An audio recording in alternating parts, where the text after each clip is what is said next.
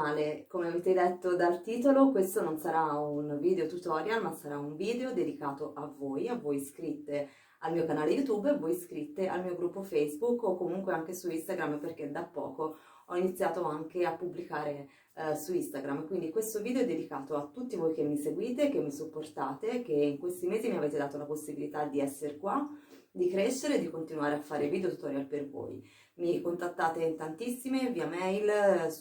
direttamente qua su YouTube, nel mio gruppo Facebook, ogni giorno ho contatti con molte di voi. Il gruppo sta crescendo, io sono felice di questo, mi fa veramente molto piacere, anzi se qualcuna di voi ancora non fosse iscritta al gruppo vi invito, sarei felice, vi invito volentieri a visitare il mio gruppo su Facebook, mi trovate sempre a ThreadOfPassion per partecipare con le altre iscritte alla condivisione proprio dei nostri lavori, ma anche a confronti, a scambio di idee, a progetti anche lavorati indipendentemente da quelli che sono i miei video tutorial, quindi la possibilità di crescere anche insieme sotto questo punto di vista. Io ho raccolto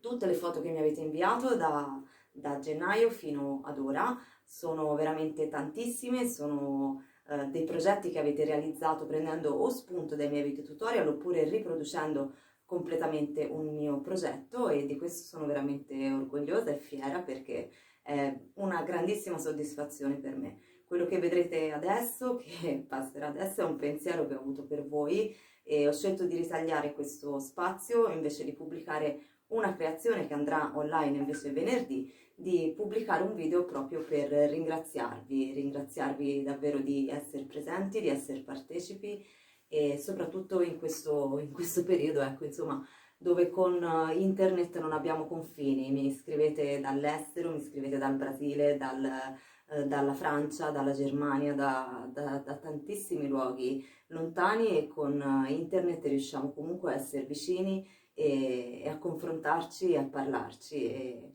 ho scelto di dedicare questo video proprio a voi. Le immagini che vedrete ora successivamente, subito dopo,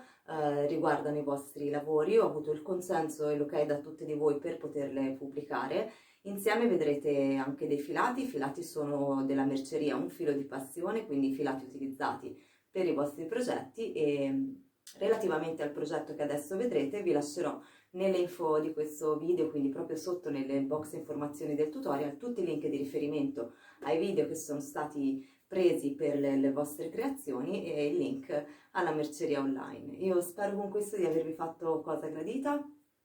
Fatemi sapere nei commenti se vi è piaciuta questa idea, e se volete vi aspetto, per chi non fosse ancora iscritta, nel mio gruppo Facebook. Io vi mando un bacio grandissimo, vi rinnovo l'invito a seguirmi venerdì per quello che sarà il prossimo progetto, che è qua ma non vi svelo niente, è già pronto, e io direi vediamo, cominciamo. Un bacio a tutti, a presto.